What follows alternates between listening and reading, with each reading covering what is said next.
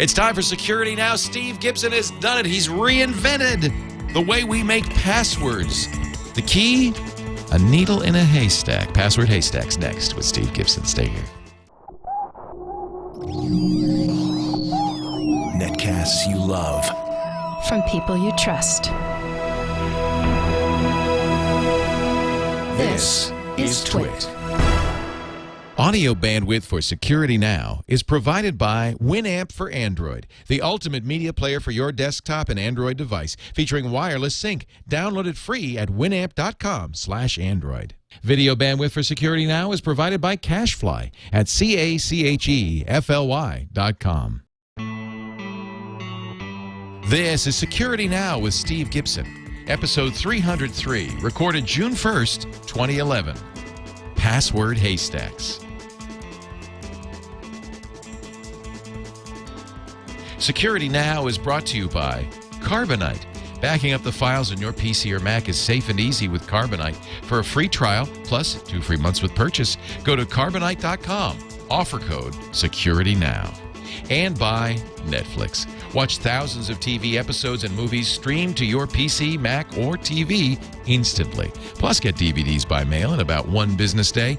For your free 30-day trial, go to netflix.com/twit. It's time for Security Now, the show that covers your security and privacy online. With our guru, our man of the hour, Mr. Steve Gibson of grc.com, the guy who wrote Spinrite, the world's best hard drive maintenance utility, but also spends a lot of time on security these days and has written many great security tools. Why are you giggling? Well, first of all, I'm probably more like man of the hour and a half, I think. Or two. Or two in some cases, yes. But today, we actually have something I think that is hotly awaited. You teased us last week. Yes, I did. I got a lot of tweet feedback from people saying, oh, my, I mean, and I got a sense also for the fact that people are listening to the podcast over the course of the week, because these tweets were coming in over the course of the week as people would catch up and listen to the podcast and then get to the tease for this week at the end of last week's podcast, and they would, send me notes saying, oh, what have you come up with? What is it? What is it? We can't wait a week. Now I have to wait for a week. And in some cases, when it came in yesterday, I said, no, you don't. You have to wait till tomorrow. That's true. So, yeah. That's true. So that's now today. Do you want to reiterate the tease? This came to you almost like Archimedes in his bath. Well, and we should tell everyone, what's going on, because I thought it'd be much more fun, for you to grok it and be able to work with me as we explain this. So what I'll say is I'll remind people that I had been working on an idea that I called the passcode designer, which is up on GRC. If you go to grc.com/passcodedesigner.htm, that's actually the reason I learned JavaScript. I'd never, I knew it was evil, but I hadn't used it, and I didn't know it because I just, all the stuff I've ever done has been server-side code. Well, it's kind of the ultimate high-level language, and you do low-level languages. Yeah, and I have to say, Leo, I'm very comfortable with it now, and I had forgotten, frankly, because I've been writing assembly language all my life, and I hadn't had any need to mess around with high-level languages. I mean, I do C when I'm over in Unix land and things, but that's sort of like, okay. And I have Perl as my scripting language over on Unix. But after I've written like a chunk of functionality, I'll look at it and think, wow, that's only 10 lines. Look how much I got done in 10 lines. Good morning, Steve. Time to wake up and smell the coffee. Hello. Yeah, so the last person on earth to understand. Well, and if you know, those high-level languages are kind of handy. If you know C, JavaScript in structure is very C-like. It is, but oh boy, I mean. But it's object-oriented, which makes a big difference. Well, you can. There's an object-oriented flavor, but for me, mostly it was that its scoping rules are really bad, so that you have to go to real jump through hoops in order to make sure you don't have a name collision with a module that you might import, somebody else's library. So it doesn't handle scoping very well. It's very lax about type conversion, but now I'm using that to my benefit. There was a little chunk of code I shared that I just wrote the other day with the guys in the news group where I was deliberately using an array that contained integers in one place. Oh, it's in fact, it's on this the Haystacks page we're going to be talking about, where I'm assembling the first line of that chart showing the size of the alphabet. In one place, I'm using the integers and knowing that JavaScript will convert them to strings, so I'm concatenating them onto a string after adding a plus sign. So it's 26 plus 26 plus 10 plus 33 for a large alphabet. And then the line right below, I'm summing that into an integer, knowing that JavaScript will leave it alone, so that's where I'm able to say equals 95. And so, I mean, once you understand the rules and you're careful. I mean, one of the things I guess I'm bringing to this is because I'm coming to it from a lifetime of assembly language programming, that my focus is extreme because it's had to be to survive in assembler. That's true. When you talk about scoping, assembly doesn't really. I mean, scoping rules is our high-level language construct. Right. And so, anyway, as a consequence, I don't want to set up another tease, but I'm not quite done. So, but today we got round one. Well, if you go to Steve's passcode designer site, you'll see the big boom obsolete stamp right across it. That we saw that last week. And so today we discuss what it was that the insight Steve had that obsoleted the work he'd done previously, and how and all of the common wisdom that we've for into our 6th year continue to share. I think it was before we began recording, Leo, that I mentioned that I immediately scrapped my WPA Wi-Fi password because it's obsolete. Yeah. And how many times have I mentioned that I can't type it in? I've never had my iPod Touch on my Wi-Fi because I just can't enter it. The only way to get it in was a copy and paste because it was 63 characters of nightmare. Now I've got something I can enter with my eyes closed. Friends can come over, and I can easily put them on my guest Wi-Fi. But none of us have any less security. So it's a realization about what it is about passwords that actually matter, and it's different than what we thought. This is fun. We're going to talk about it in just a second. There is some security news. In fact, I just got my update from Apple, which you're going to talk about in a second, and a whole lot more. Before we get to all of that, just let me remind you about the number one thing you could do to protect yourself is have a good backup. If the worst happens, having a good backup makes it very easy to reinstall your operating system, to restore from known good copies. Backing up is the ultimate, the key to good disaster planning. And I want to recommend Carbonite Online Backup because of the great job they do. First of all, it's automatic, so it's a backup you don't have to think about.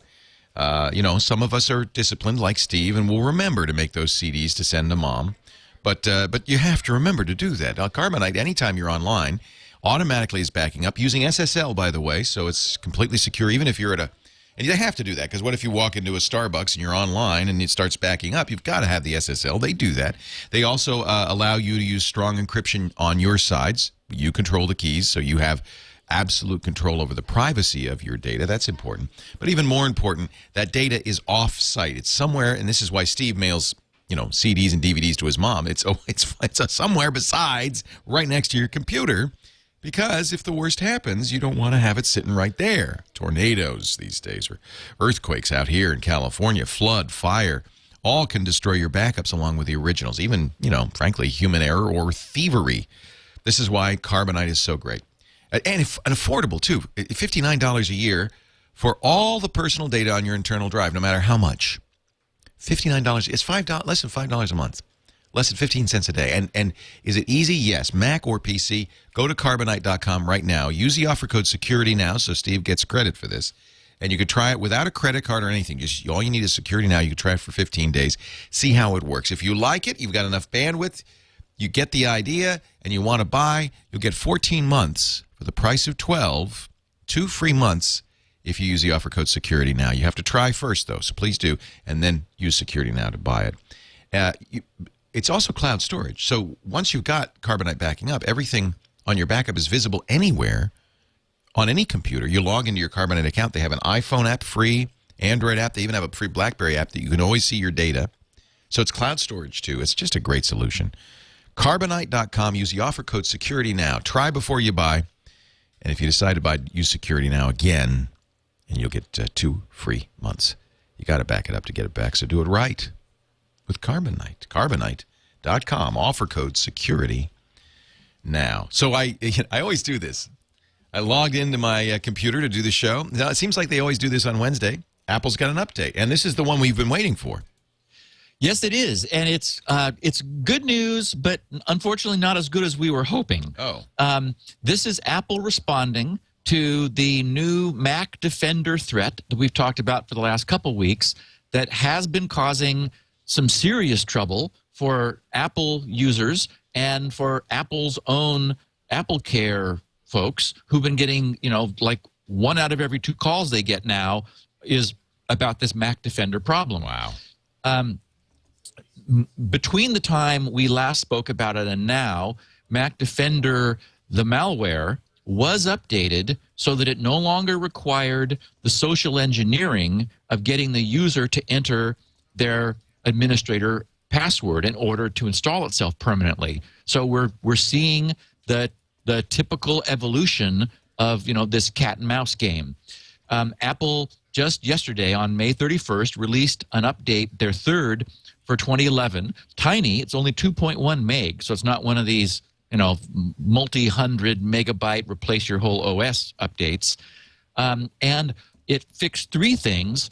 The third, under the title of malware removal, they said impact, remove the Mac Defender malware if detected, which means, whereas they were telling, the official policy at Apple was for the Apple Care employees handling customers not to take responsibility for removing malware. Presumably, Apple already had in the works that they were going to automate this and just do it for everybody. So the good news is, if it detects the Mac Defender malware, all the variations that Apple knew, it will remove it. So in the description, they said the installation process for this update will search for and remove known variants of the Mac Defender malware. If a known variant was detected and removed, the user will be notified via an alert after the update is installed.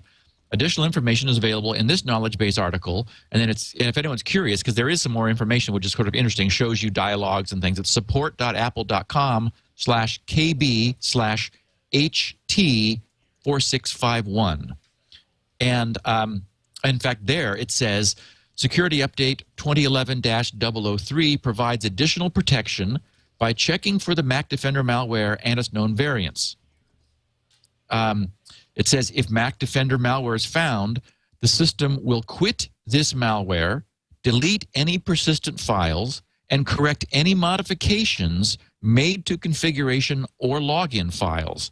After Mac Defender is identified and removed, the message below will be displayed the next time an administrator account logs in, and it shows you a little pop-up note just indicating that Mac Defender had been found and was removed.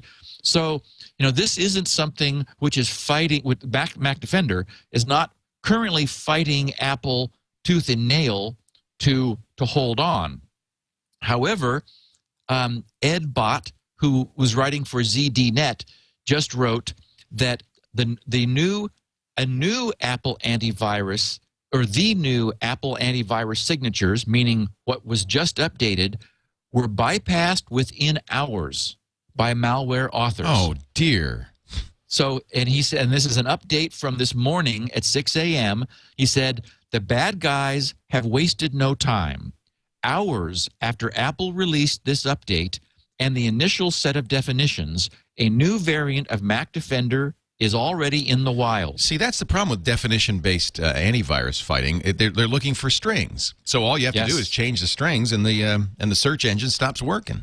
Yes, we don't have any behavior-based protection yet. Yeah. And he said this one has a new name, mdinstall.pkg, and it has been specifically formulated to skate past Apple's malware blocking code. The file has a date and timestamp from last night, 9:24 p.m. Pacific time. That's less than 8 hours after Apple's security update was released. On a test system using Safari with default settings, it behaved exactly as before, beginning the installation process with no password required. As PC virus experts know, this cat and mouse game can go on indefinitely. Your move, Apple. That's what's really scary, is that it doesn't require an admin password. That's the thing that worries me. Now, there's one thing Apple users should absolutely do if they're using Safari. There's a checkbox right in the general tab of Safari preferences that they need to uncheck, this open save files after downloading, because it isn't a safe file, and yet Safari will automatically open it. Because it assumes safe unless it knows otherwise. Right. So just uncheck that. It's a little bit of an inconvenience because PDFs don't just pop open, but they really shouldn't be anyway. As we well know about PDFs. As we well know. Over under Windows. Yes. Yeah.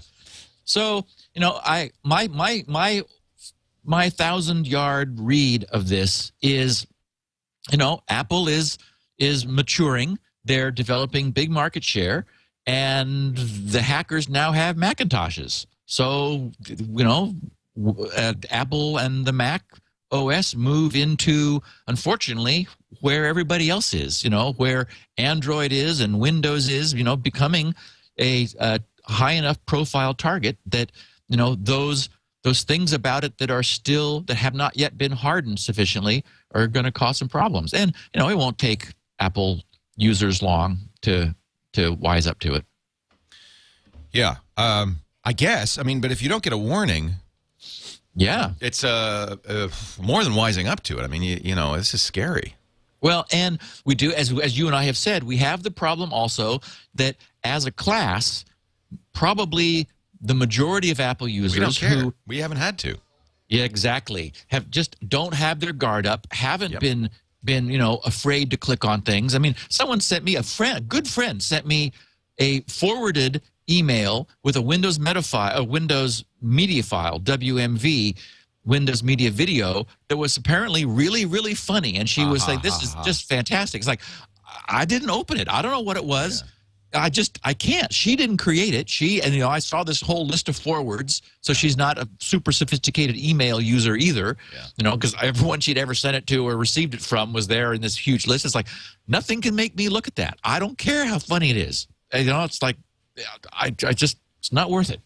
So those are the habits, unfortunately, that all PC users are going to have to be developing. And, Windows users are a little bit ahead of the Mac users at this point. Yeah, it makes me sad, but it was inevitable, I think. It really was inevitable, Leo.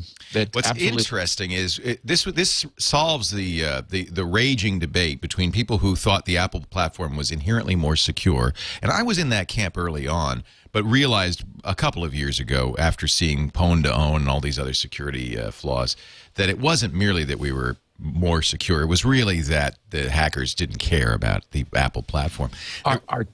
Yes, it's a numbers game. Our systems, it's a complexity game. From my viewpoint, these things are so complicated. The targets. Our computers today they're feature rich. Users want features, and the fact that Windows keeps selling, despite the fact that viruses and malware on Windows is old news, but people still use it. And for example, look at that period of time when the Mac really was the safer choice. Windows was still charging ahead full speed. What this really says is that, okay, people realize their problems. This is not all safe, but boy, look at all those features. Or I can run all the software that I want under Windows, whereas I have, lesser choice over on the Mac. And so what do they choose? Even though there's more security on the Mac, traditionally, it didn't slow Windows down at all, not detectably anyway. No, and the numbers game is that as Windows users get more sophisticated, and 80% of Windows users now run security software, that 20% remaining is roughly equal to the penetration of the Mac in the marketplace. So now the Mac is at parity in terms of unsecured users.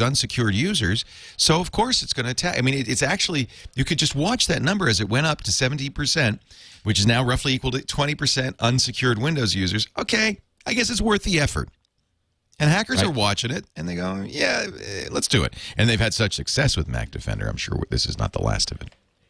Well, and fun, too. I mean, it's a new target. It's a whole new crop. Let's not ignore the fun factor. Let's not encourage them. No.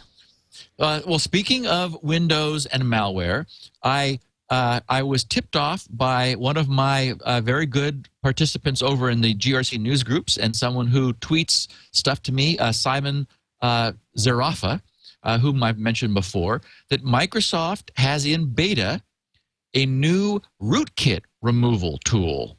So this is new. It's connect.microsoft.com/systemsweeper. And this is brand new from Microsoft. I haven't seen it mentioned anywhere else.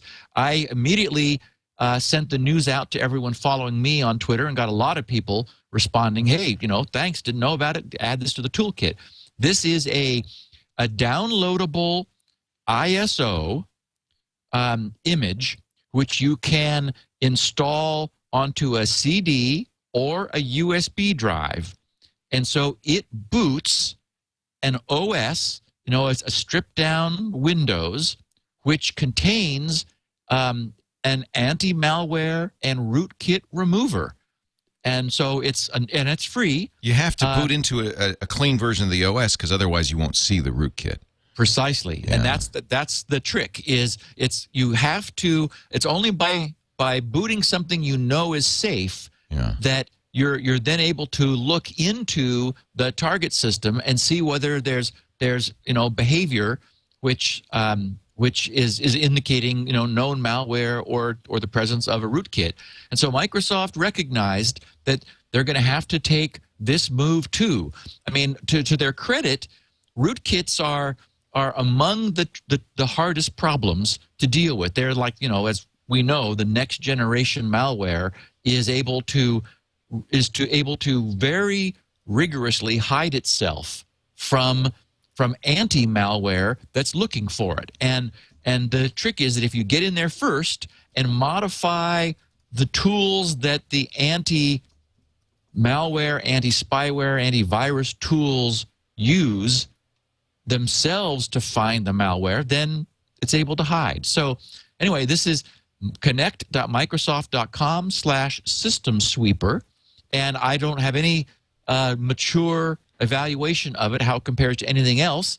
Being from Microsoft, I imagine it will always be there now, and it will get better over time, as all of their stuff does. So this is, looking at this, it says, thank you for contacting Microsoft support. This is clearly intended to be a site that they would, when you call Microsoft saying, I've got a problem, they would direct you to. Exactly. It's like, go here and download this and run it. Says you've been directed here to download and install the beta version. So, yeah, it's interesting. They aren't publicizing it, but if you call support with a problem, they're going to say, maybe you need this. And there are 32 and 64-bit versions. You can boot either on a given platform, but you have to choose the one that matches the target computer that you're wanting to scan. So I would imagine our super savvy listeners will probably grab one of each and add them, and burn some CDs or create some bootable USB drives and have a very cool little bootable OS scanner for systems which they think may have a problem. And in fact, I have already heard from someone who followed my tweet, got the kit, and discovered a rootkit. Wow. That was unknown to them at the time. Oh, man. Yeah. That's interesting.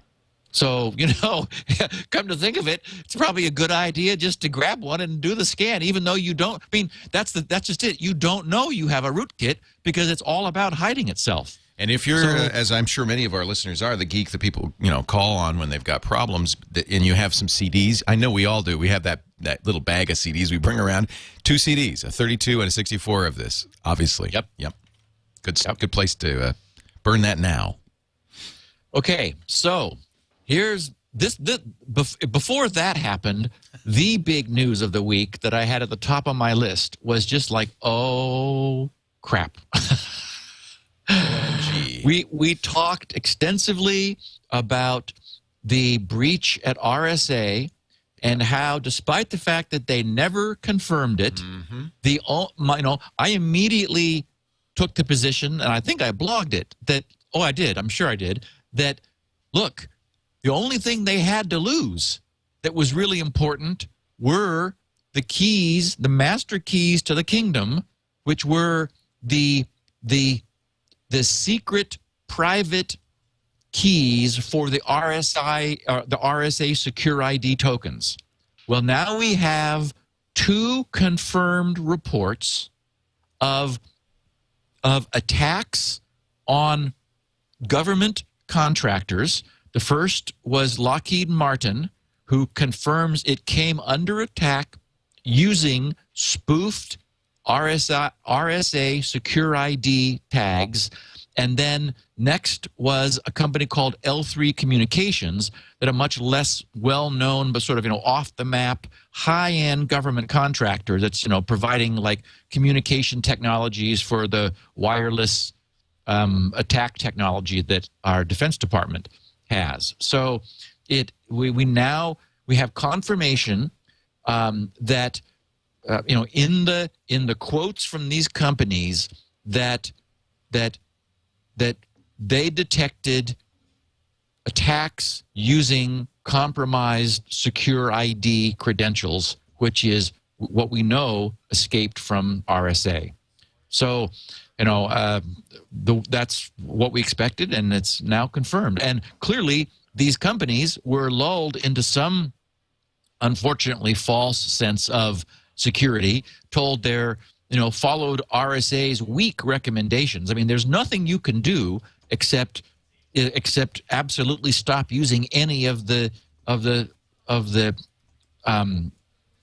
authentication that might have been compromised. And RSA wasn't telling people to do that because that would be too horrific. Instead, they were saying, make sure that people don't get enough information that would allow them to leverage the fact that they may have compromised credentials, and they only need, a username or a password or something other than the secure ID technology, which apparently got loose. So that was bad advice to follow, and we've got at least 2 contractors. I have heard more are under attack, but we don't have confirmation of those. So that's about as bad as it could get for RSA.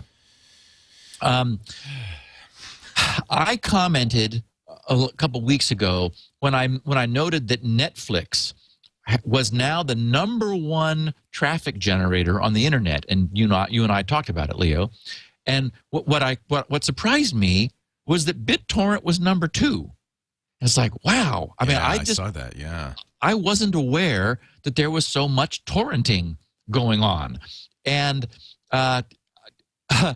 anyway, I picked up a story that I thought I would share with our listeners because there is a takeaway for our listeners, and that is that Voltage Pictures, which is the production studio for the film Hurt Locker, has decided it's going to go after, in court, and sue 24,583 BitTorrent users who illegally, they are alleging, downloaded and presumably watched Hurt Locker, the movie that they produced. Yeah. Almost 25, what is it, 20? I mean, just shy, it's 24,500 BitTorrent users. Yeah. They've already filed lawsuits against 5,000 BitTorrent users. And the demographic breakdown I thought was sort of interesting. Of the large amount, the 24,583, 10,532, so nearly half, but by far the majority, are Comcast customers. About half of that amount, 5,239, are Verizon customers. About half again that amount, 2,699, are Charter. And about half again that amount, 1,750, are Time Warner customers. Now, in the case of Verizon and Charter, they are only disclosing the names of either 100 or 150, respectively, customers by IP per month. So it's going to take a few years for this Voltage Pictures company to get around to everybody, but they've put a stake in the ground and said, this is what we're going to do. They have said that they would prefer to reach cash settlements with these customers, as opposed to taking each one to court individually. I don't have any idea. I don't think they want you just to pay the cost of the movie or like the DVD or the Netflix download fee. They probably want something punitive as well, because they have to be wanting to send a message to people who are doing this. But anyway, I said there was a takeaway, and I'm not a BitTorrent user, so I can't speak to the practicality of this, but I wouldn't do this from home. If you have do it from work. Don't tell my employees that, please. Okay. Starbucks has free Wi-Fi.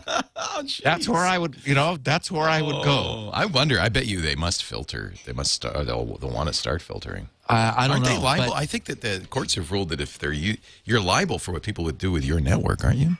We just saw that recently. Yeah. It got a lot of press. I didn't mention it on the podcast because I thought, okay, well, our users all know about that. But it was some guy who got in trouble for, something his neighbor or some unknown person was doing. Yeah. It's like, well, it's your IP, sir. But it's like, well, I didn't do this. And they say, well, it's your IP. So, well, and that, by the way, that's one of the problems with these John Doe warrants that companies like these Hurt Locker guys are doing, is that it's IP based. So, I mean, BitTorrent is not anonymous. BitTorrent, your IP is known. Yes. And it's IP based. So what they do is, as you said, they subpoena Comcast and say, well, who was this? Yep. But it could be your neighbor using your open Wi-Fi. Well, and I mean, years ago, I mentioned this years ago, I got 5 IPs that were attacking GRC that were on the Cox cable network and appeared to be in Orange County. So I thought, well, I wonder what is going on. I mean, why is GRC being attacked? And this was back in the old DDoS days. So I called one of my FBI contacts, and I said, hey, can we find out who these guys are? Because I'd like to pay him a house call. And they said, yeah, sure. So they opened a case, and they asked Cox for the names of the names that corresponded with these IPs. One was literally down the street. So the FBI guy called the family, who said, hey, we got someone that we work with would like to come over. You probably don't know this, but your computer is infected with malware. And they said, what? Oh, wow. And they had a couple teenagers who were it's funny too, because when I went into the house, it was summertime, and so they were both there. They looked like they'd been deboned, these two teenagers. Yeah, that's what teenagers look look like. Limp on the couch. Apparently, they didn't really move at all. I know that well. They I know that look very well. They did complain that their computer could no longer burn CDs, of illegally obtained music. It's kind of a bummer, man. Can't burn it, man. This thing was so infested with junk, and I can't remember now the current popular music downloading. It's probably LimeWire, or maybe then it was Nutella. Before that, Nutella. It was Nutella. They had Nutella, and so and I didn't want to get them in trouble. I didn't want to be the narc that arrived at the front door. So I was gentle with the family, and I realized that the kids were going to do what the kids were going to do. But I explained that this machine was would no longer burn CDs because it could barely boot. It was so busy there was like a war going on between of King of the Hill of malware in this machine. So it was interesting to see a real world case of that. But I visited them because I had their IP from the not very sophisticated attack that they were doing on GRC's web servers. But they weren't doing it. Their machines were. Exactly. Yeah. I mean, it was a bot. They probably weren't smart enough to attack you. They had an IRC-controlled bot, and it was one of many things that Nutella had happily brought into their system. Yeah. And I guess the mixed blessing was they were able to boot their CD after I cleaned the machine. Man, that Gibson guy, he is rad. He fixed our machine, dude.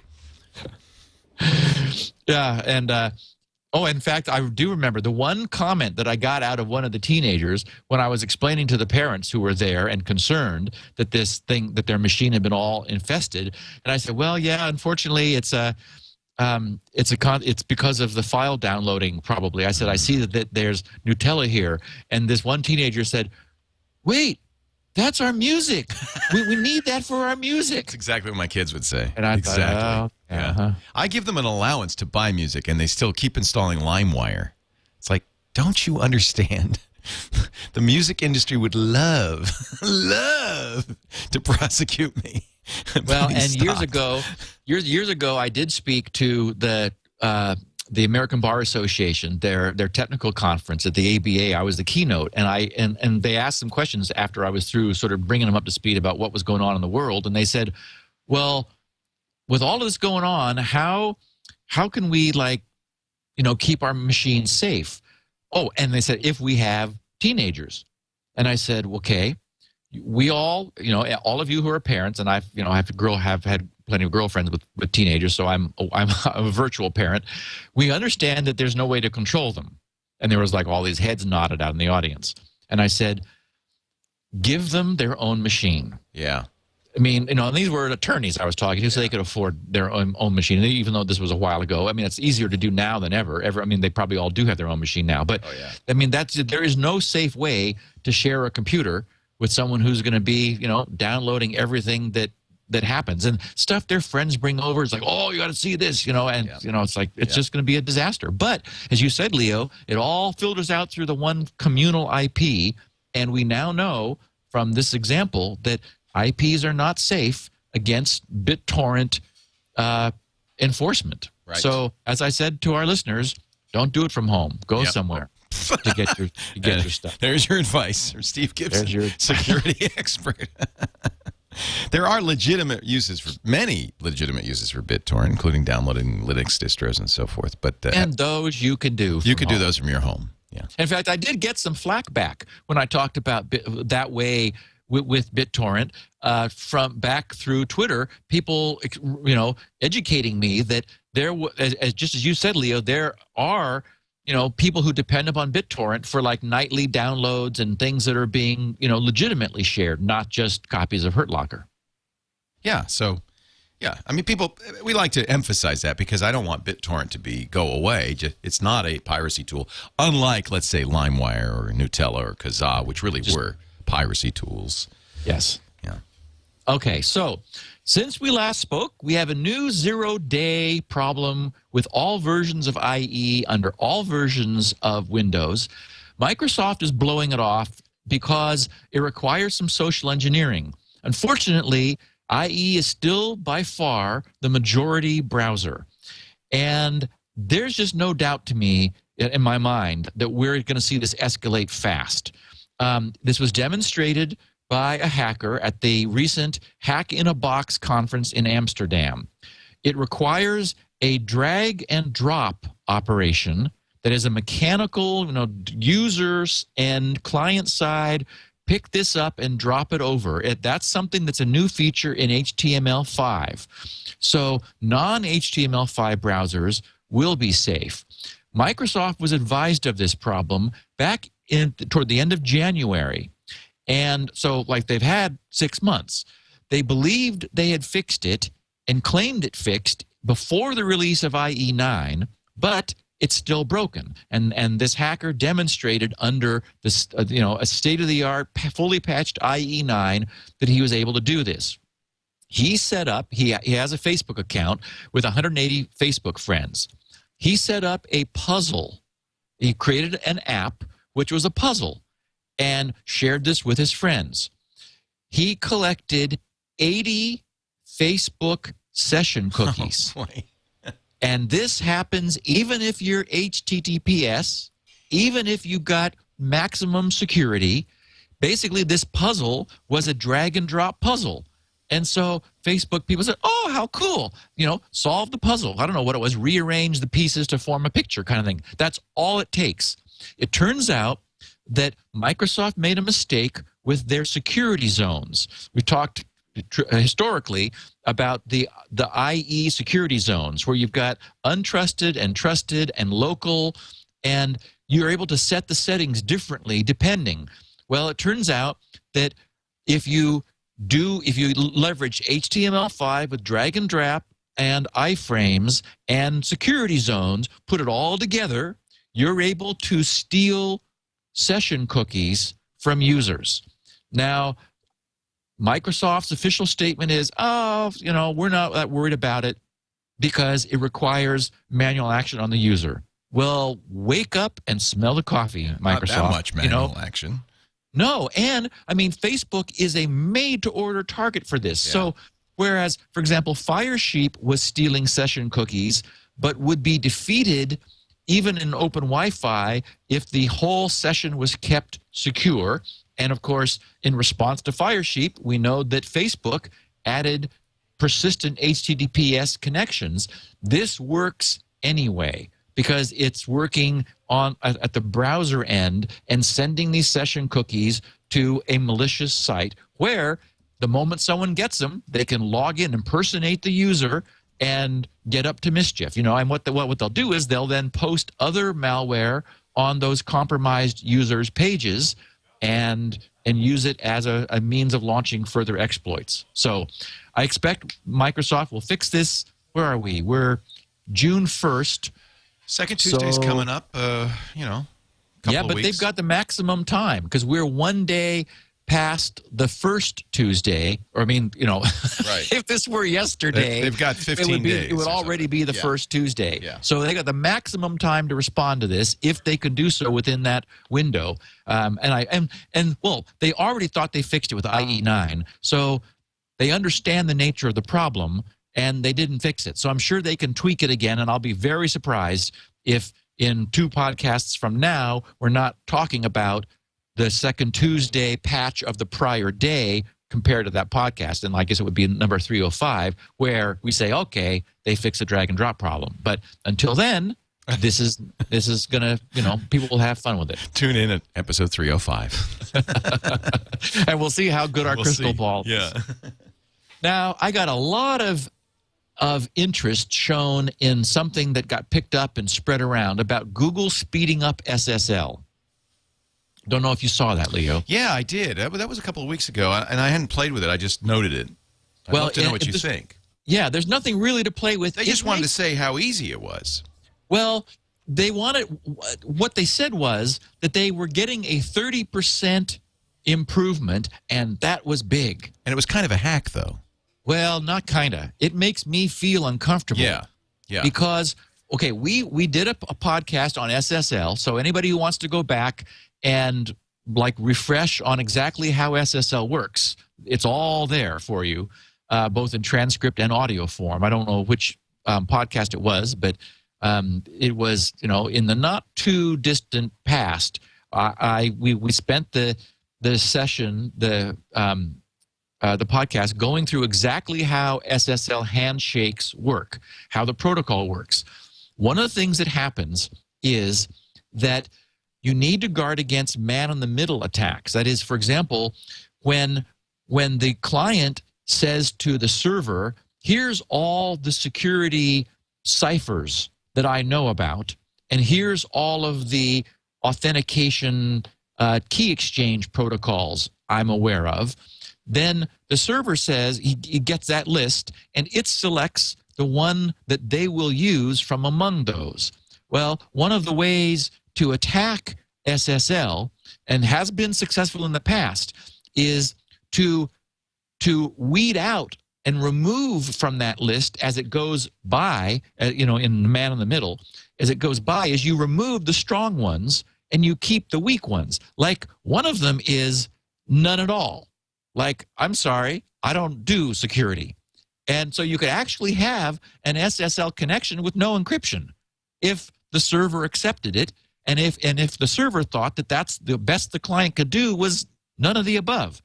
So as a consequence of that, in order to guard against during this protocol establishment, while they're getting themselves synchronized and connected, the very last thing which is exchanged is called the finished message, which incorporates in it the hash of all the prior messages sent, so that when the recipient of the finished message receives it, they can take a hash of everything they've received previously and make sure that it matches what the sender sent.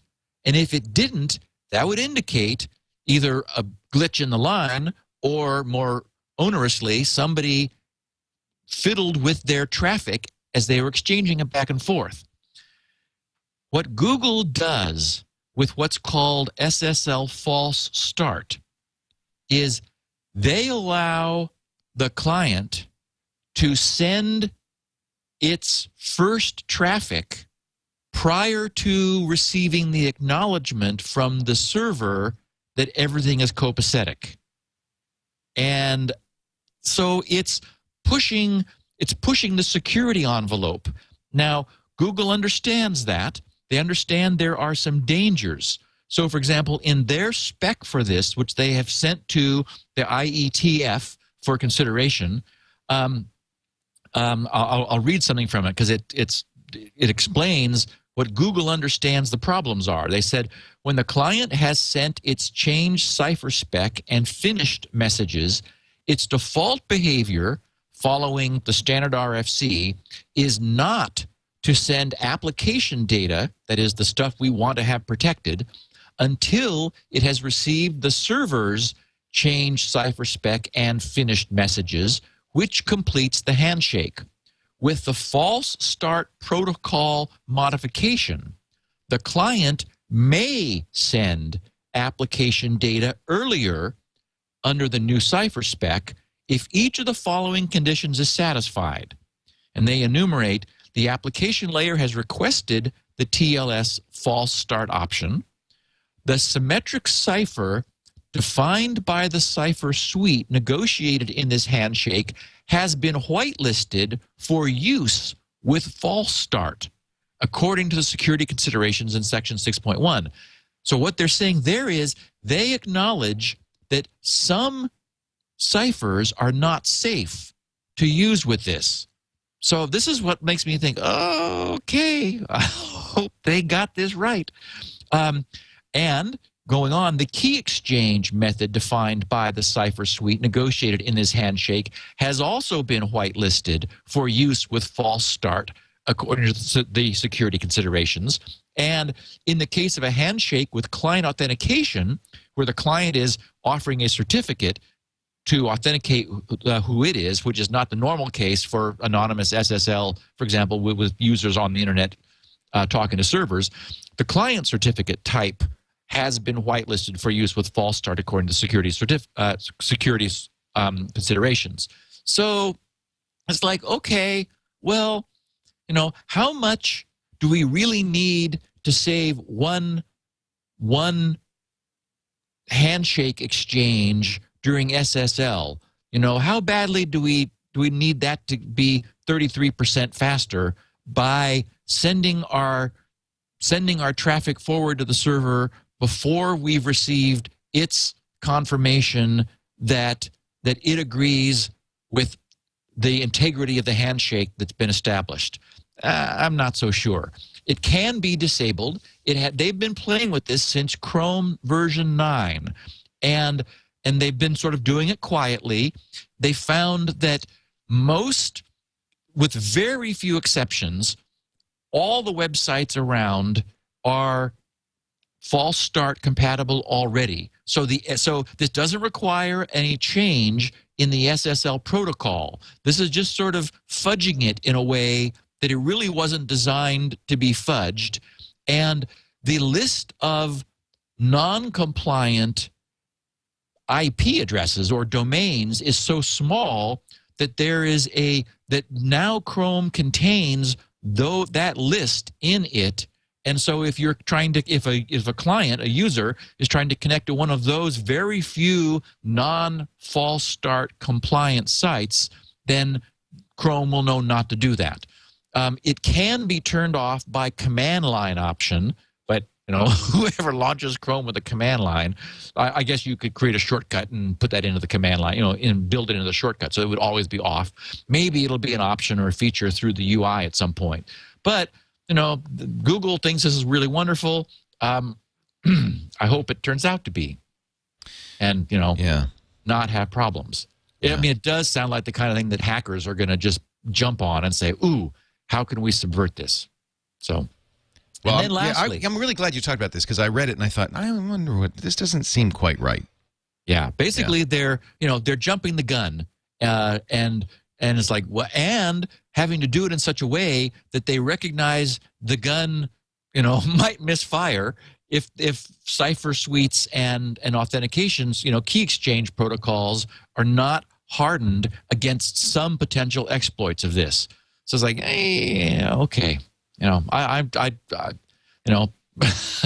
love that Google is pushing themselves for more performance. We've seen a number of things. Like there's a cool add-in that you can get where it really helps web designers see where their servers are slow, what things are slow, how pages are, it like does a forensic analysis of what takes time on a web page. Google, to their credit, because they've got so much eggs in the basket of web-based, in the cloud stuff, are really working to improve the performance of our experience, which I'm glad for. I hope that this doesn't end up biting us in the end. Well. From the Twitterverse, I have a bunch of quick little bits of feedback that are interesting.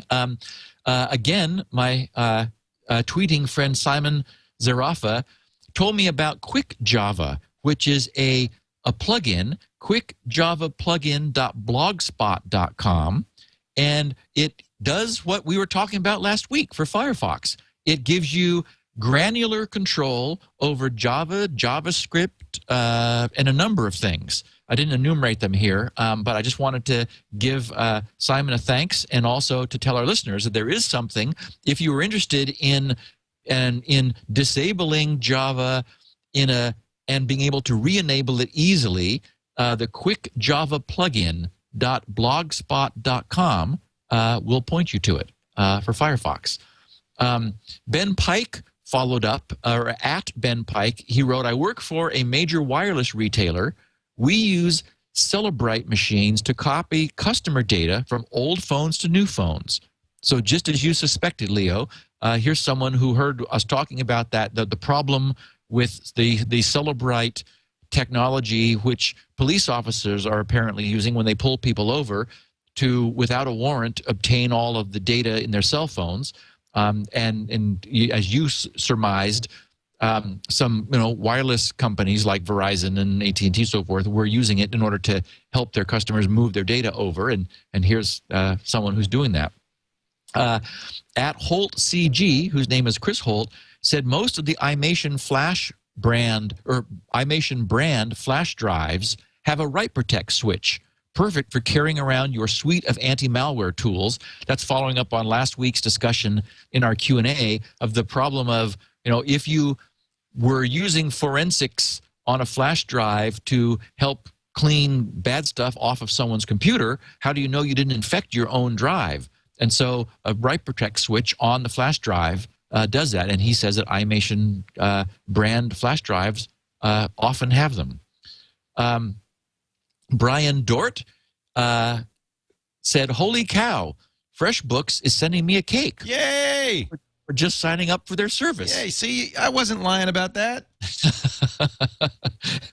And at TechJeeper, whose name is Cody Dean, said, "Thanks for the recommendation of the book Zeroday by at Mark Rusunovich. I'm hooked on this book." I'm seeing that everywhere, by the way. People really do love that book. Yes, and then also at Jay Lanners, whose name is Josh, said, "Thanks SGGRC and at Leo Laporte for Zeroday. It was fantastic." So he finished the book, and I also saw someone blogging saying, "Do not read this if you're on a plane."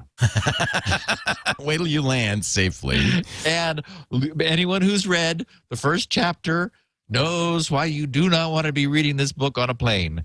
It would, I mean, it would really give you the creeps. They need to do an Audible version. Dr. Mom's saying I should read the Audible version. I'd like to. And Audible. by the way, Mark has tweeted, actually, I did also get this from Simon Zarafa. Mark has tweeted that there will be a sequel. Oh, good.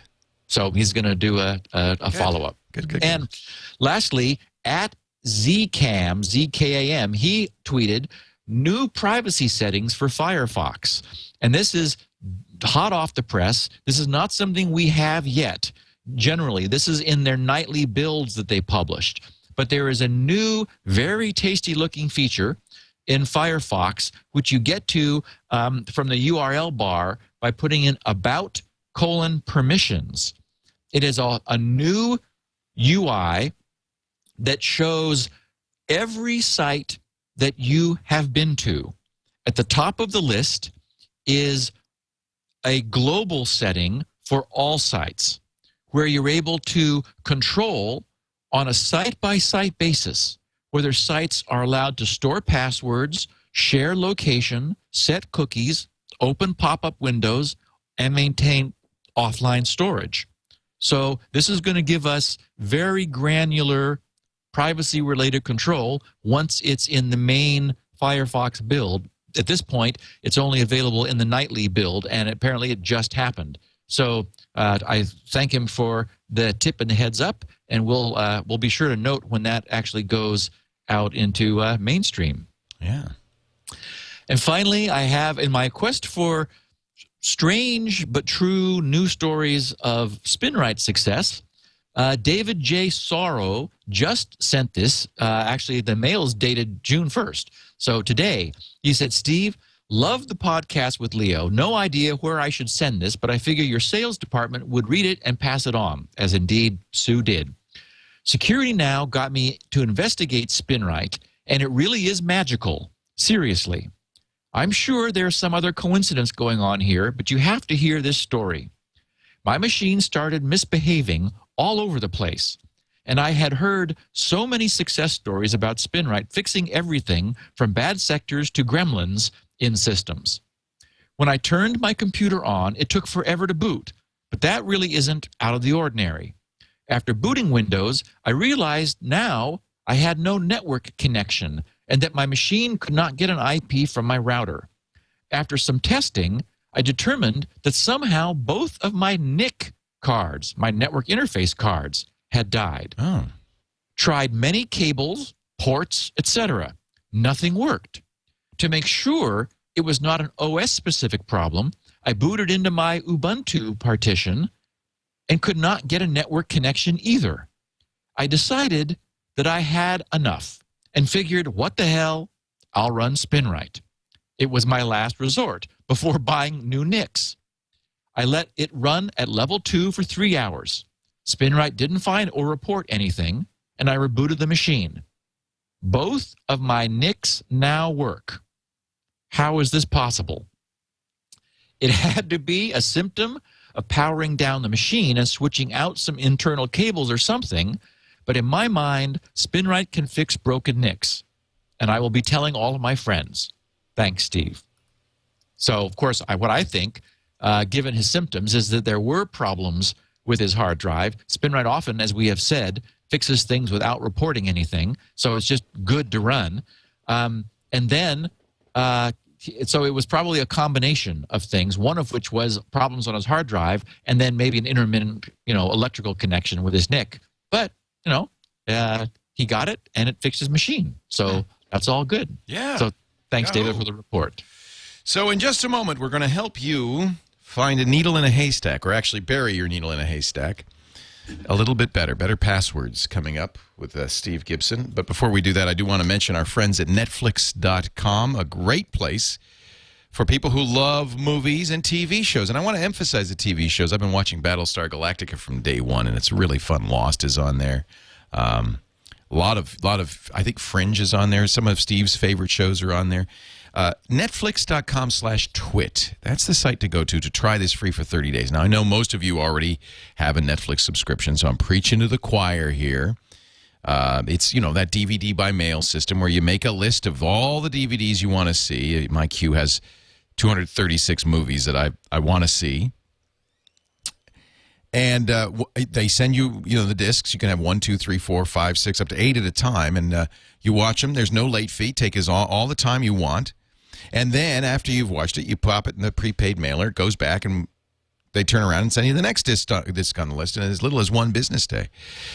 I personally, as you can see, have had the same discs since January because I'm spending a lot of time watching movies instantly on Netflix, and there are more and more movies all the time on the Watch Instantly, Netflix Watch Instantly list. It's just really fun. Oh, there's Groundhog Day. I love that. Classic. See, this is the problem. As I go here and I go, I want to watch that tonight. Oh, I want to watch that tonight. You could still make a queue, but you don't have to because, there's no disc. You just press play, and there it goes. Everything from Hot Tub Time Machine to I just watched Shutter Island last night. Man, that scared the pants off of me. Mr. Bean, Sherlock Holmes, Gangs of New York, Star Trek. This is the new Star Trek movie. This is really a great entertainment system. Plays back on your computer, of course, but most people watch it on their big screen TV using their Xbox, their PlayStation 3, their Nintendo Wii. I use a Roku box. Almost all the devices that hook up to TVs nowadays, including many TVs, support Netflix streaming. So that makes it much easier for you to watch the movies you want to watch anytime you want to watch them. I want you to go right now to Netflix. Oh, The Piano. That's a good one. I like that. I haven't seen that in ages.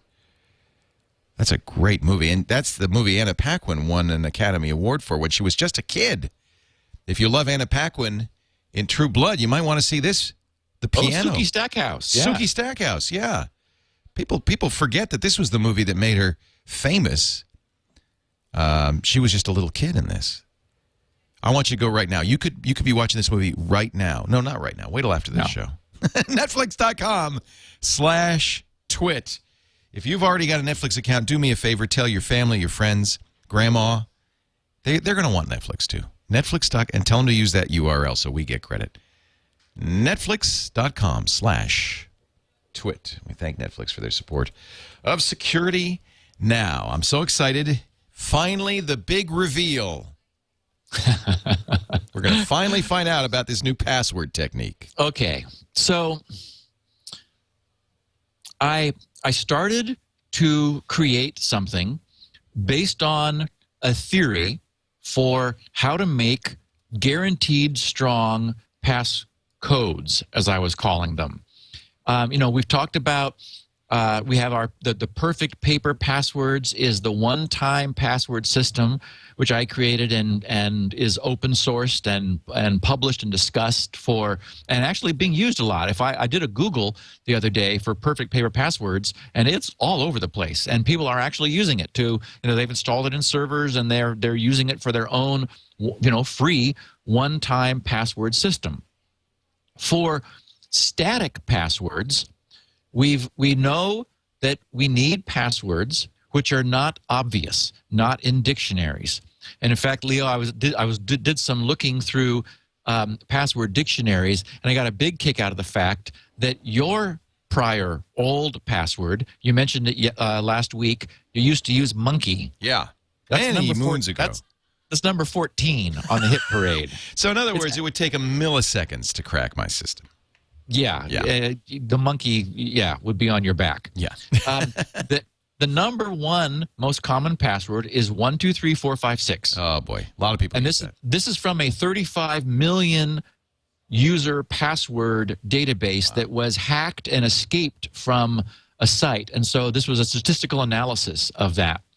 The word password is fourth in line, and there's some strange things like Michael is on the list. I don't know. I mean, like tens of thousands of people use Michael as their password. That's probably their name. But but I don't think so. But many more people use monkey. And if you use your own, that's my name. That's number 14.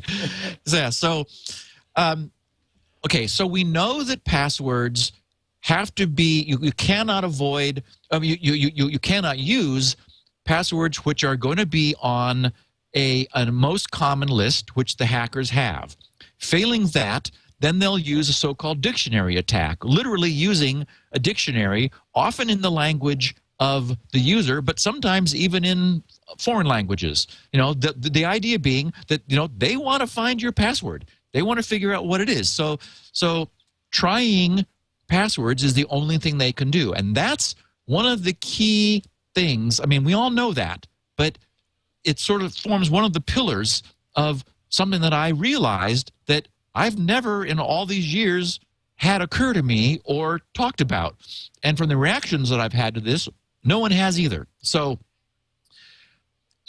all the attacker can do is check a password and see if it's right or not.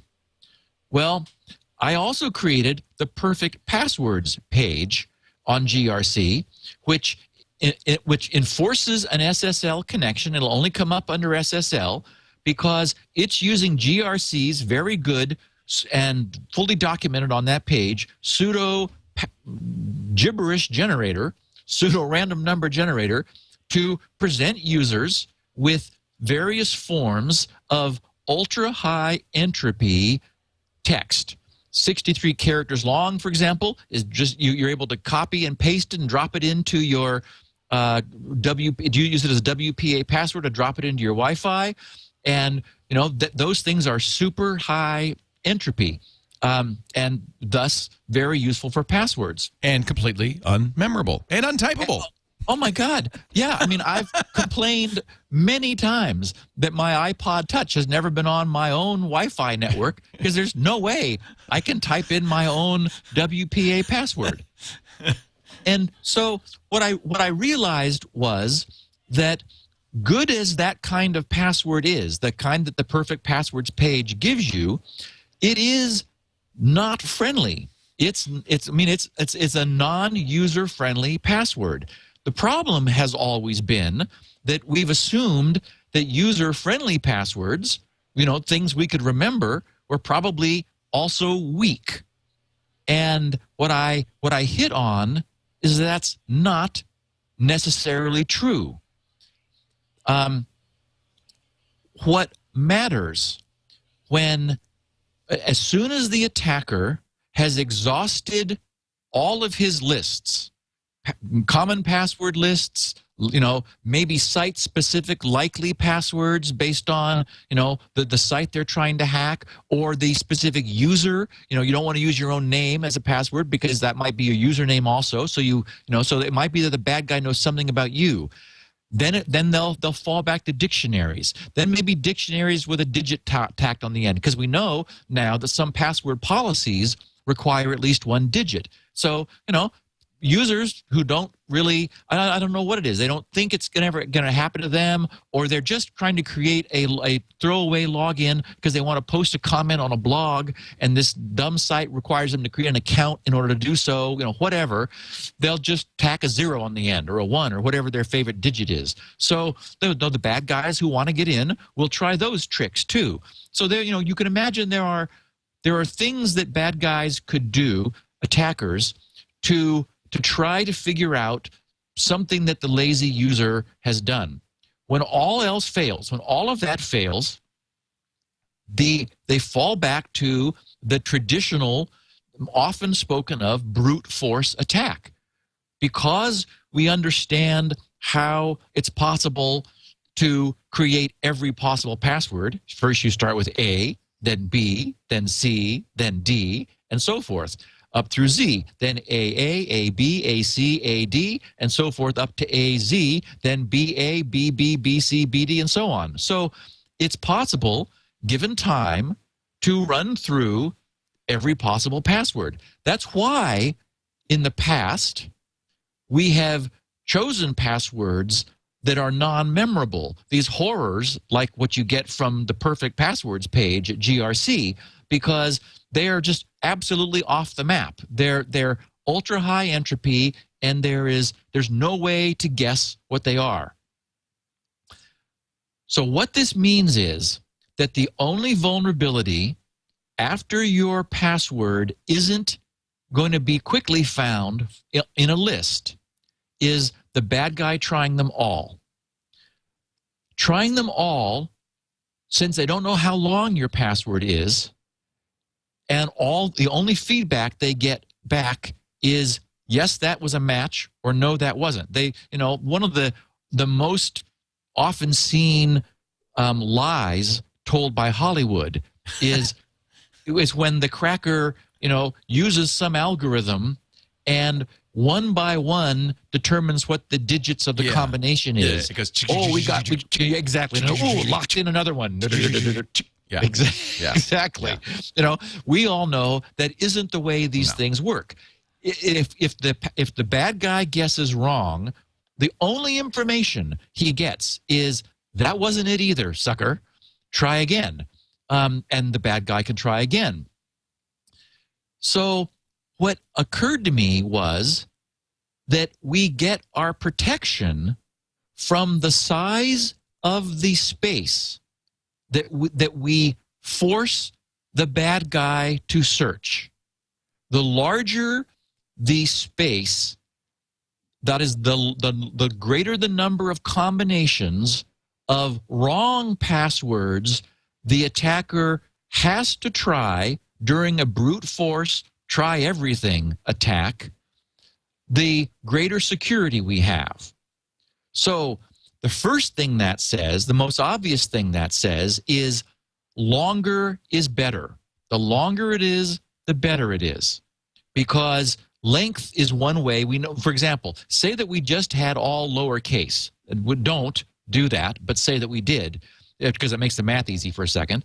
Then every time we add one lowercase letter to lengthen our password, we've made it 26 times harder to attack us, because as we all know from the way binary works and even decimal, it's like if it's easier to think of it in terms of decimal, we just imagine passwords as digits 0 through 9. Every time you add a digit, it's 10 times more of them. We understand well how that works in decimal. The same thing works with alphabets and passwords.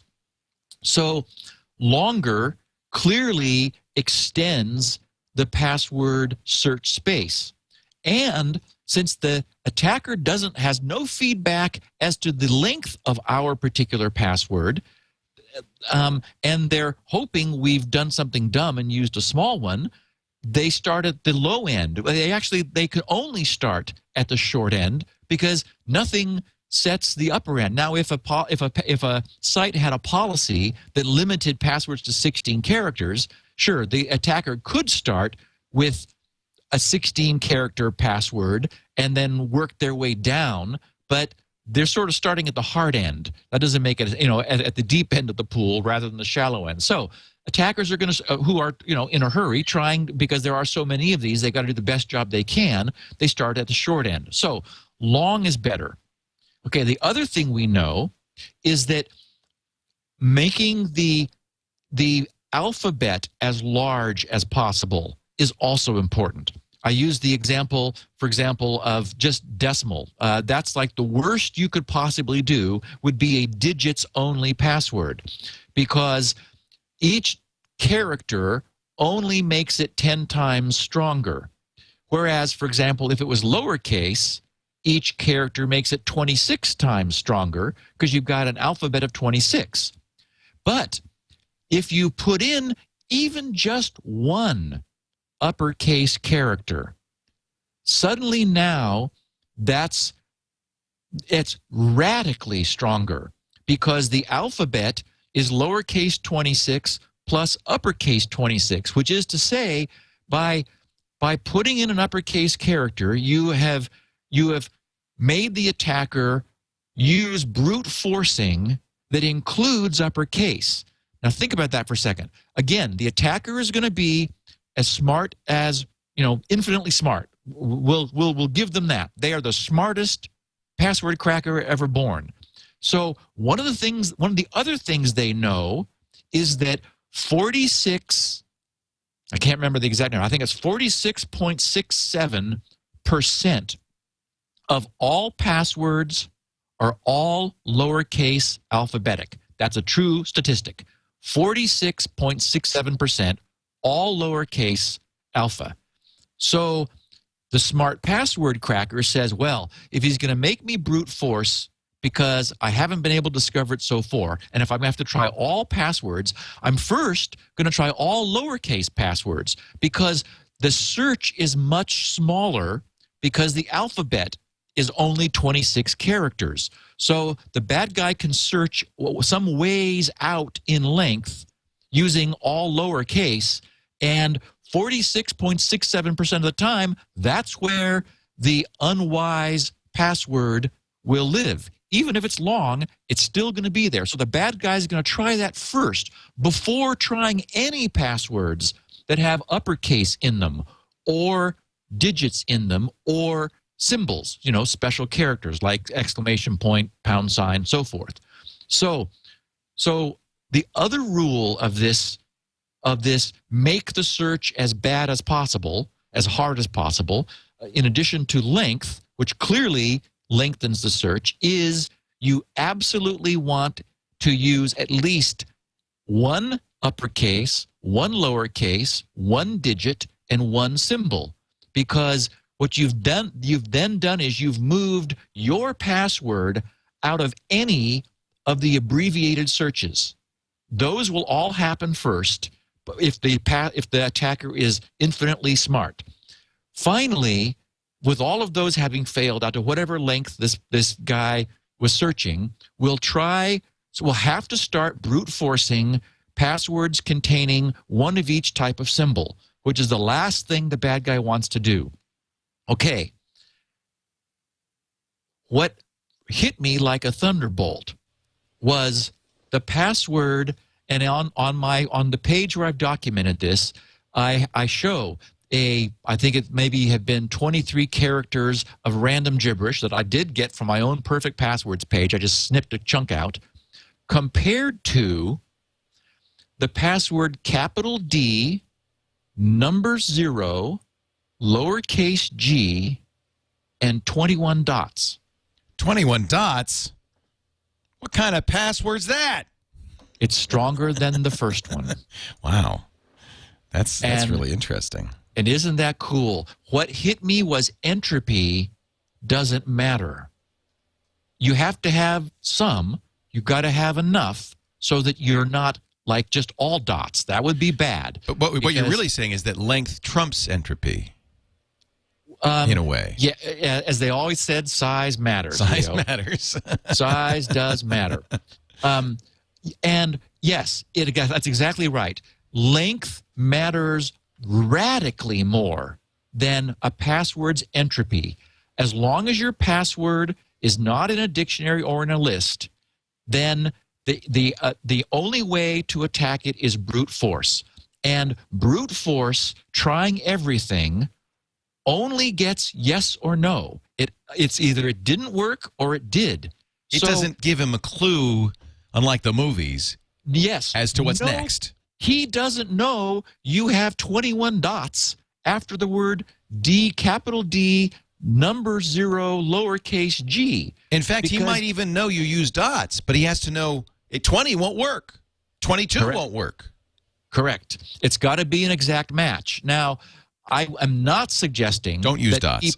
that people use dots, nor am I suggesting that it be as simple as that. For example, you could put some dots in, or some somethings in front, some somethings in the middle, some somethings afterwards. And here's what I would encourage people to do is invent your own scheme. Have a pattern that's memorable. It's okay, right? Well, and Leo, I immediately changed my WPA Wi-Fi password. You can now our listeners can imagine what it kind of looks like, right. Except it doesn't matter if you can imagine what it looks like because there's no way to tell.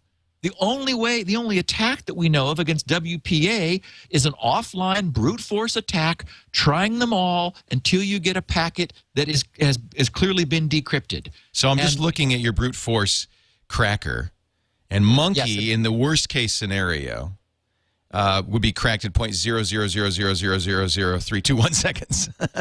Yeah, we should tell our listeners that there is a new service, this is a new such page. Good service. I love it. Yeah. At GRC. You can find it from the main menu under Services. I called it Password Haystacks because this is all about hiding your needle in a large haystack. And so what the page does, which is just grc.com/haystack.htm, but if you leave off the .htm, it'll put it on for you. It's a cool little real-time client-side calculator I wrote in JavaScript, which you can play with. You can put passwords of various constructions in, and what this does is this is not a password strength meter. That is, if you put in monkey, we know that's 14th most common, so that won't survive, a second or two. But even with brute force, it's pretty quickly. Even with brute force, it's all lowercase and it's not very long. Right. But if I add, 10 dots, it suddenly becomes centuries, thousands of centuries to crack. Yes. And, now, 10 dots, somebody might guess. Yes, if dots became popular, bad guys would start trying dots. At first I thought, I'll just put happy faces. But then I realized, that's a little too ordered. Yeah. I would be creative, use some, maybe how about start with an open bracket, then a couple dashes, then, something. But the point is, as you said, Leo, you can even take a simple word, a dictionary word will no longer be found if it's padded. And that's what I call this. I call this password padding, because this notion is padding a password that is already good enough makes it unbreakable and leaves it memorable. You can invent your own padding methodology. Don't tell anybody. And so that's one of the weaknesses is, somebody could see it and go, wow, that's cool. But look, one glance at it and they would be able to memorize it. Unlike one of the nightmare, high entropy passwords, this is actually a low entropy password, but it exists in a massive search space, so it cannot be found within the lifetime of the universe if it's sufficiently long. And in fact, this little Haystack page shows you, makes assumptions, 3 different types of attack. An online attack, assuming 1,000 attempts per second. Which is pretty fast, but still. I wanted to worst case it. But it's probably more like 10 or maybe 100 if you had multiple. If there wasn't a lockout policy, and if you had multiple instances all trying to guess the password at the same time.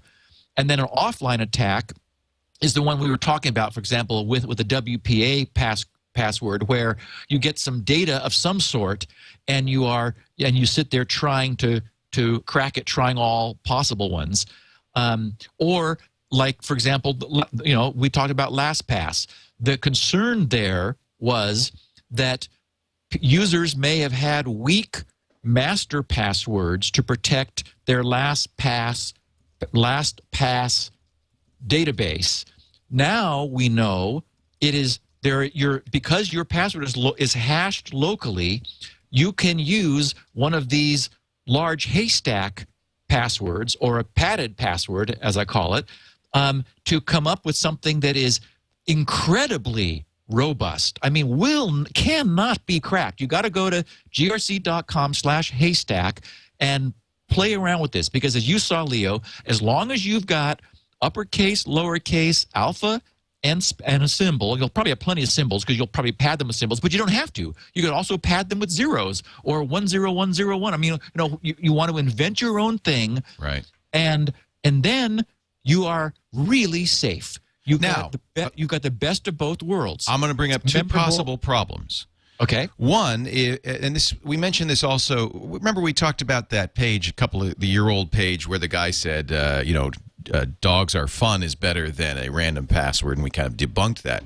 But one of the things that was a problem in general with his stuff is if somebody's looking over your shoulder and they see you going ... or whatever it is, they might be able to guess that pattern. More significant, if you use the same pattern on multiple sites, that's a concern, isn't it? Because your pattern might be guessed. Yes, and it's why I still have one more trick up my sleeve that I mentioned at the top of the show. Of course you do. Of course you do. So I would, for example, you wouldn't want to write down what your padding methodology is. You know what it is. The point of it is you can memorize it. It's easy. It's something you invented, and you add it to passwords yourself. But the reason I gave the example of WPA and LastPass is there is no way to compromise the password other than by brute force. That is, it's hashed in your browser or it's in your router.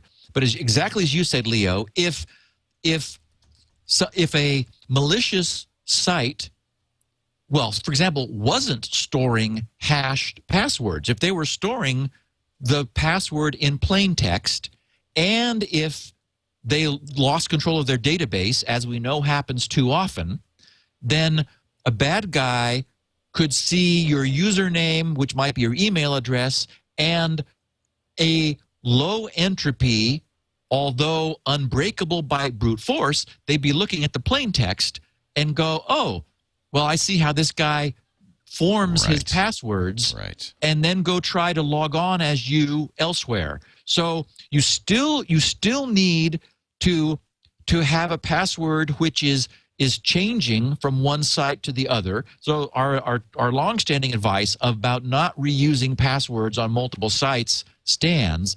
But the idea is you can take any good password and make it great. I mean, make it unbreakable from any kind of offline attack. And there is no downside to your use with this kind of password with a WPA, Wi-Fi, or in LastPass where it's hashing locally. Good point.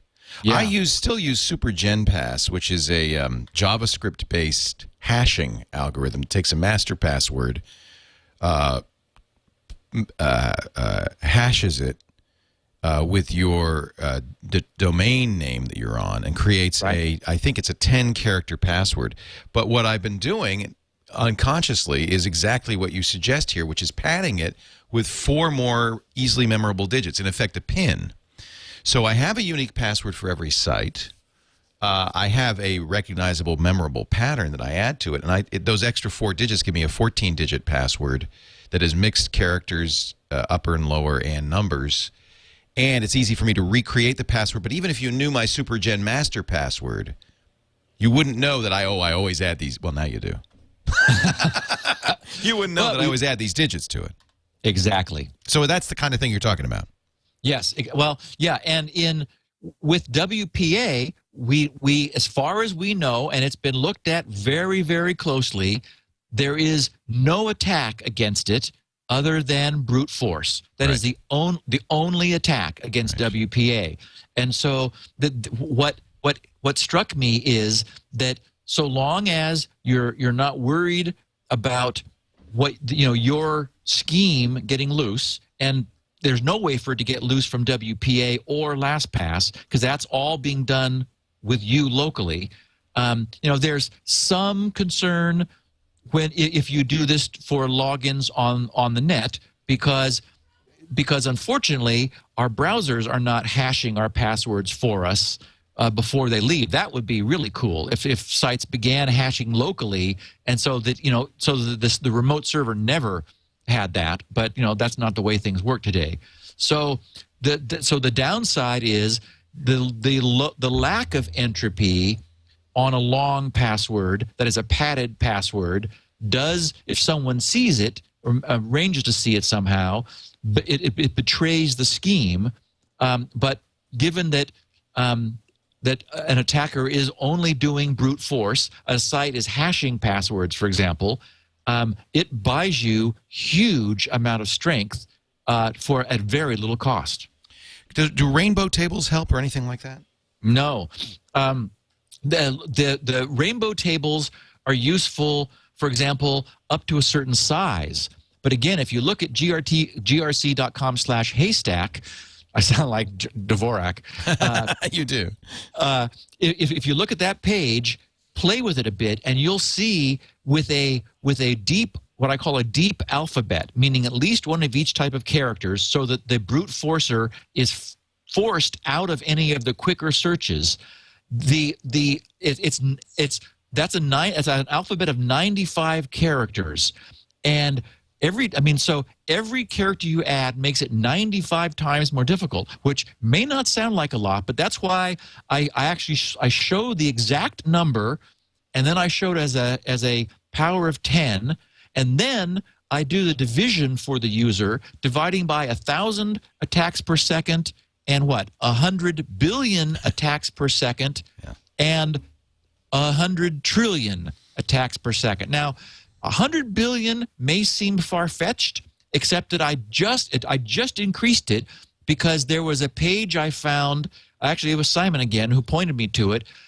A security researcher has used AMD GPUs and built a homebrew setup that is cracking passwords at 33 billion per second. Wow. So, but now they have to have access to the password data in a lump at that point. Yes, that's got to be an offline password. Right. Yes. Yeah. And so, but that happens. Look what happened at the PlayStation Network. The Sony password database was hacked and downloaded. And now the attacker has, at their leisure, the time to do this massive brute force attack. So 100 billion passwords per second is only 3 times what currently exists right now. And the reason I did the 100 trillion is imagine, the NSA, who's probably the reason, if there's a graphics card shortage, you know who bought them all.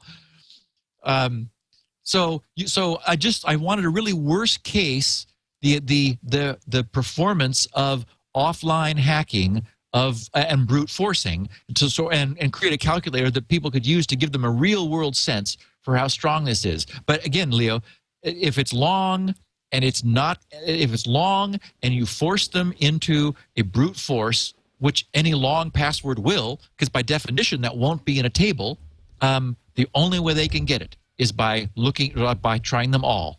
And ironically, your padding. I put a random password, a 10-character random password in here, which is just numbers, upper and lowercase letters. 2.37 hours in that massive cracking array scenario. But if I add 1, 2, 3, 4, 5, 6, that very commonly known password, 1,540,000 centuries. Yes. And so and you can remember 1, 2, 3, 4, 5, 6. The point being that, yes, by itself, that would be a crappy password. But by adding that to a generated password, you're adding a huge amount of security. Exactly. Simply by adding length. Even though it's low entropy. It's entropy free. Length matters. Length matters. What an interesting thing. So everybody then, the takeaway from this would be, so somebody asked in the chat room, well, Steve, you should write a program to do this. No, you don't need a program to do this. This is the whole point. Yes, exactly. Everybody should, in their mind, come up with whatever pattern they could remember and they could use, and then just tag that onto everything that you create. Yeah. And it's simple. So we're not saying use that pattern as your sole password. That is important. Correct. Otherwise. Correct. And so, for example, my WPA password, and I'm so happy, my iPod Touch is now on my Wi-Fi network. And guests can come over, and I can say, oh yeah, I now have a password that I can type in. It's a miracle. Yay! And it's just as strong as that nightmare that I used to have. So how did you generate that password? Did you generate a good password and then tag this pattern that you've invented onto it? Or did you not even, in other words, you still need a base that's unique. Well, not for WPA, you don't. You really don't. Not for WPA, you don't. Let's say, for example, open bracket, 10 dashes. Right. And then something and 10 more dashes and something else and 10 dashes. That's long. Close bracket. That's as good as your 64-character password, right? Oh, absolutely. Because even though WPA accepts 63 characters, it hashes it down to many fewer bits. Oh, okay. Which means that all those passwords are not technically unique. Right. There'll be many collisions within the SHA hash which WPA uses. So you could make your password be bracket dash dash dash password bracket dash dash dash, and that would be dash dash dash bracket close bracket. Yeah, that would be a nice long password and yes, easy to remember. Very little entropy there, But very, very hard to brute force. Exactly. Yeah. Yeah. Now, will people start searching for patterns once this becomes widely used? The only thing that could be done, the problem is there is, I'm not going to say infinite number of patterns, but there's quite a few. People are very clever. Yeah. We've also got / / so you can make little teepees. Right. But that's why we don't use smileys or any kind of pattern. Yeah. Again, remember, it's got to be exact. So, right. So we have during this podcast, we have massively expanded what an attacker would have to do before trying everything. The problem is it's truly a massive expansion because all we've said is make it longer. You could put it in the beginning, in the middle, in the end. You can put anything you want in the beginning, the middle, the end. Or, as I did for my own WPA, put a couple special things spaced out among some other numbers of something else, and no one's going to find it. There's just too much uncertainty there. And the only way to find it is try them all. And, grc.com/haystack will just show you exactly how many you've created. And what's surprising is that they do add up so fast. As you said, Leo, just adding 1, 2, 3, 4, 5, 6, the most common password in the world, hugely strengthens a password that could otherwise be broken in with a massive array in an hour or two. Yeah. Now it's trillions of centuries. Yep. Very effective. Really cool. And a great insight, and that's why I love this show. So if you can't remember the URL, if you go to grc.com, surely you can remember that. It's in the services menu, password Haystacks. Just go to there. Actually, while you're there, you should browse around. There's so much great stuff. There's, of course, the Security Now podcast, and there's 303 of them now, including 16 kilobit versions for the bandwidth impaired, full transcripts, too, for those who like to read. A lot of people in the chat room have been asking about passwords in general and LastPass specifically. This is a great time to go back in time at that website. You can read the transcripts of Steve's discussion of LastPass, Steve's discussion of passwords, and it's just a great resource for learning.